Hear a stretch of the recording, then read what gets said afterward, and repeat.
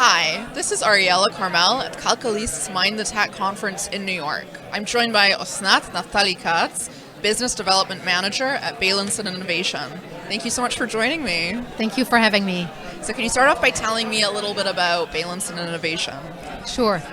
Beilinson Innovation is the innovation hub of Beilinson Medical Center. It was founded in 2019, and our main goal is really to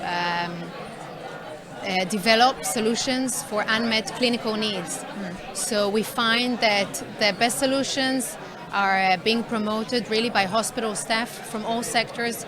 These are the people who are best familiar with the problems and the needs that are present today in the system. So they come to us with ideas or with problems that they've identified, and we help them to go through the process of starting a startup, really. Are there any particular areas that you focus on within that? Well, we actually are open to all fields and all sectors, so we will have solutions, for example, an AI-based software for early detection of pancreatic cancer. We will develop, or we are developing really, a solution for easy detection of easier sampling of biopsies during lung biopsy.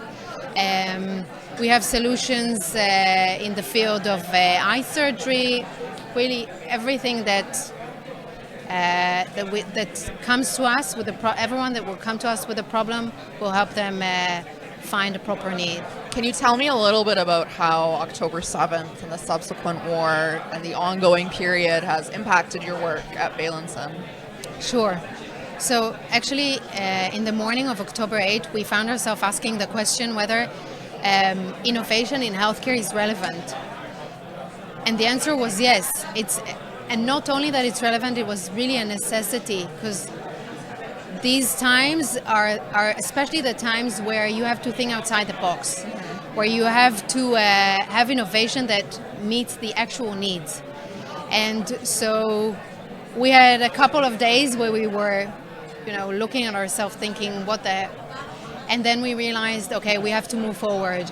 So we were operating in several spectrums. First of all, we took projects that were already in process of development, and we asked the question, could we adjust them or readjust them to meet the new needs that are now occurring?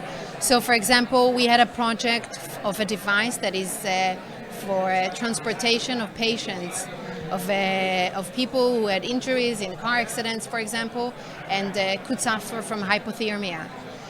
So we took this project and we adjusted it for multi-casualty patients, soldiers, for example. We adjusted it so it would fit military needs. We also looked outside, so not only the IDF, also the US military. And we are actually now in the process when we're trying to form a partnership with a US-based company that is selling and developing this kind of devices for rescue. Wow. So this is one thing, but we're not only, we haven't only operated in that direction. We also looked in the hospital and tried to find solutions for really the patients in the hospital. So, for example, we had a soldier that was hospitalized at the beginning of the war with an injury, and he had some sort of metal hook coming out of his toe, and it was really difficult for him to deal with day-to-day activities. So using 3D printing, we printed like a really tailor-made sort of a toe protector for him, and it really helped him. So for us it's innovation because it really brought value to him.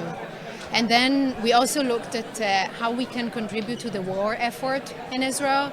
So, for example, there were so many people evacuated from their home and they couldn't have reached their, physician, and so many physicians recruited. So we developed an AI-based software that can be used anytime, anywhere, by anyone. And you could take a photo or even write down your problem, and it would give you like a primary care instructions. And then before this person finds an immediate care. We also printed out using 3D printing simulations, aids for physicians who were called for reserves and now needed to practice on something and they didn't have the right aids. So we printed out special aids for them to practice on. So just to name a few, yeah. Amazing.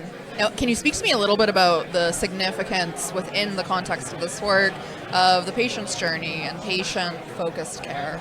Of course. So when you do needs-based innovation, really what the patient needs, that's the primary focus, because we have to adjust what we do to what they need. So it's within our every step. We think about the patient, we think about the patient's journey and how whatever we develop, whether it's a software or a medical device, how it would fit what they are doing today and how it would be most useful for them and would create the best value for them. Okay. And can you speak to me a little bit about your main partners within Israel? Of course. Beilinson is the biggest hospital owned by Calcalist Medical Services. So Calcalist and its other facilities are big partners of ours. We are also in touch with the big academia in Israel, so Tel Aviv University, Reichman University, HIT, and others, with funds like Emun and Giza Venture Capital. Of course, startups, entrepreneurs who are just starting their way, and larger companies as well that deal with tech. Okay. Well, on that note, I think we'll close the conversation, but thank you so much for taking the time to speak with me. Thank you. Enjoy the conference. Thanks.